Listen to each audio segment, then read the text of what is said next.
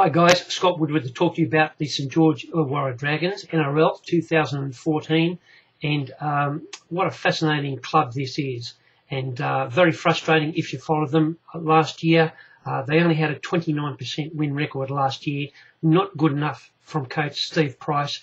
To be fair, he had a lot of injuries and he didn't have a lot of help from his recruitment guys. And look, I don't think he's had a lot of help again. I think St George have recruited poorly overall. I think they've got some good ins, but overall, in terms of what you get for what you pay, I don't think they've done very well. And look, to be honest, they've let two very, very promising young kids go, Jackson Hastings and Evander Cummins. I thought were going to be a part of the St George squad for many years to come. Highly promising young kids. They let them go and they've replaced them with Michael Witt, Matt Grote and Dylan Farrell. And they paid a lot of money for Dylan Farrell, who I expect to be one of the starting centres. Now, I wouldn't have any of those guys. Michael Witt and Matt Grote I don't think are first graders. And Dylan Farrell has got massive defensive issues when he has to defend close to his line in the centres. So I have to question the guys that are doing the recruiting there. Clearly their best in from last year, Josh Dugan, recruited himself. Blind Freddie could have signed him up, so we can't give them credit for that. But let me say, he could make all the difference. He's clearly one of the best players in the world. What an elite footballer he is. And he's finally had a good off-season. So as good a season as what he had last year before he got injured, we can probably expect even a better season from him this year. I'd like to see him learn to play with the ball a little bit more and improve his vision and set his outside players up a little bit more and not be such a hog and try and do it all on his own. But to be fair, he's quite capable of doing it all on his own. He's quite capable of going through 3 and 4 players and finding his way to the line. So in a way, you can forgive him for doing it because he's got the capabilities of doing it. But from a footballer's point of view, particularly a fullback, you like them to try and make that break, make that half break, and set their centres or their wingers up. And I'd like to see Josh do that a little bit more. Some of his passes can be a little bit left field, so I'm sure that's an area where Coach Steve Price will be working on and getting him right. And look, I had a lot of reps from Steve Price before he got this Guernsey as a first grade coach, and I've been disappointed in him, I have to say. He has had some excuses. But I was really disappointed with the structure that I saw in the Dragons last year. When they had their backs to the wall in the game, I expected them to knuckle down and try and come back. And they just lost all their structure, and there were just holes all over the park. And, you know, that's a direct reflection on the coach. And so, look, I'll be interested to see how he goes this year. I want to talk about their big recruit, Gareth Widdop. They got him from the Storm. And I have to say, he went enormous in the World Cup playing for England. And you have to understand, when he played with the Storm, he was right alongside of Cooper Cronk, who was a very, very dominant halfback and probably the best talker in the NRL. And it's fair to say that Widdop was a little bit intimidated by Cronk, having him there. And we saw Cronk as the leader when he was playing for England in the World Cup. And he was a vastly different player and a vastly superior player, as far as I'm concerned. So if he can take the bull by the horns and take that leadership role at the Dragons here, I think it's just what the Dragons need. They need somebody like that, and with his zip and with his capabilities. And if he can also get an offload away, like a good number 6 should, I think you'll see him have a very good year for the Dragons. He clearly is what they need, and how he goes is going to have a big impact on how the Dragons go.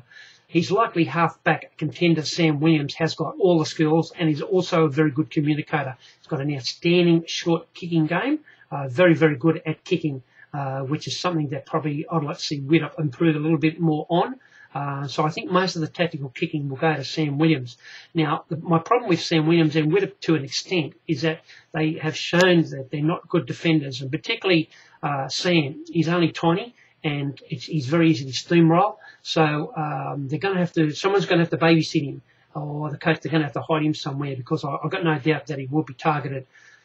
Going to be interesting what the coach does with Cole Stanley. I would have Cole Stanley as one of my centres, but he's put his hand up and said that he wants to be a contender for the halfback position. From what I've seen of him, he's not a halfback.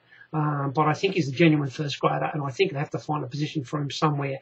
Obviously, Josh Drinkwater is another contender for that position, but from what I saw of Josh last year, he's not a starting halfback as far as I'm concerned. So, look, there it is. I want to talk about the spine. We've talked about Josh Dugan. I think he's about as good as what they get. When he's at his best, I've got no doubt he rates in my database on the same level as some of the best fullbacks in world football. So they got him, and absolutely blessed to have him. They're going to have Gareth Widdop. Now, he's an international, and we've talked about how well he went in the World Cup. Now, providing his halfback partner Sam Williams can settle in and get a good combination with him, that's going to be perfect for the Dragons. And, of course, they've got the very promising Mitch Rein, who had a great year last year. And if he can continue on that progress, this is going to give the Dragons a very, very good starting spine. And the very promising Garvey will come on and give Mitch Rein a bit of relief when he has to go off. So they've got good depth in the hooking position, and overall it's a very, very exciting spine for the Dragons. We know they've got two outstanding wingers in Brett Morris and Jason Nightingale. We know how good they are. They're both international wingers and both world class. And we know that they'll be dangerous every time they get the ball, particularly Brett Morris, who is arguably the best winger in the world. The centres, always a problem. They've brought in Gerard Beale. Gerard is not a big guy, and he has got some defensive issues. And so I'm going to be interested to see how he handles that from a defensive point of view. I think he's very good when he's got the ball in his hand, and I think he'll do some very good things. Farrell is also good when he's got the ball in his hand, but I've talked about his defensive issues. So to have two centres like Beale and Farrell who aren't good defenders is a problem as far as I'm concerned, and that is the biggest problem for the Dragons. I think they're going to concede a lot of tries in that centre position, so the coach really needs to work on that and give them both some very good cover. Nathan Green is an alternative also in that second position, and also a guy who I have a high regard for, Charly Runciman. Very promising young kid, and I think one day he will be a genuine first grader. I certainly would have him in front of Dylan Farrell. So going to be interested to see what the coach settles for. He sent a combination. I think certainly because they paid a lot of money for Farrell, he'll get the opportunity to start. So let's hope that he's learned how to tackle in the off-season. Quickly want to talk about the forwards, and there's none better than Trent Merrin. There's no more promising young forward in the game than Trent Merrin. He's my starting lock forward in just about any team there is in the world. He would be my starting lock forward for New South Wales. I don't know why they bring him off the bench. He's outstanding, and he can play good minutes. He's a good defender. He's got a good offload. He's got a good side step, and he's got size, and he's got deceptive speed. That try that he scored in the State of Origin was outstanding, and he's only a kid. He'll just get better and better and better, Trent Merrin. They are blessed to have him in their forward pack. And the other big guys they're going to have up front will be guys like Dan Hunt and also their skipper, Ben Creagh, who made a progress from second row to front row last year. And I think with an off-season under his belt now, and I think you'll see that Ben Creagh will have a very good season as a starting front rower. Certainly gives this a very mobile pack. And one of their big ins, Mike Cooper, a Pommy, I've got a high regard for. I've had a lot of good reports about how he goes, and I think he'll be a good addition to the front row of the Dragons. Let's talk about the back row, because it's obviously very important. They've brought in Joel Thompson and Bronson Harrison, both former Canberra Raiders guys, and they make up a very, very good back row combination there with Trent Merrin. So it's an excellent forward pack. They come off the bench, Tyson Frizell, who I thought just went from strength to strength last year, had a great season for the Dragons. Don't know why the Sharks let him go. I think he's a very, very good prospect. And so is Jack de Belin. Whether or not he'll come on and play second row or front row, I don't know. But he made good progress last year. And so did Jake Stockwell. I think he's also promising. I think they've got a little bit of depth there, the Dragons. I have to say the only guy that I think is a world beater there, a potential world beater, is Tyson Frizell. I think the others are okay forwards. And that's probably been a little bit harsh on de Belin and Stockwell. But they need to keep on progressing if I'm going to be any more kinder than what I've already been to them. But overall, it's a very, very good top 13 for the Dragons.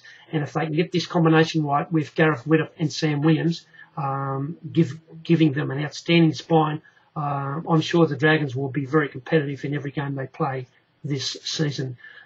Look, they only finished 14th last year. I'm struggling to have them any better than that, only because I've got some question marks in this key position of 6 and 7, and I need to see how they settle in and what sort of a combination they had. If I knew that, and I thought they went well, I would have no problems in saying that they can play semi-final football. I'm not prepared to say that just at the moment. But from what I'm seeing, I think it's a promising St George side. And I think if you're a St George Illawarra Dragon supporter, I think you have cause for a little bit of optimism, not only for 2014, but in years to come. So there it is. Hope you enjoy your season. Cheers.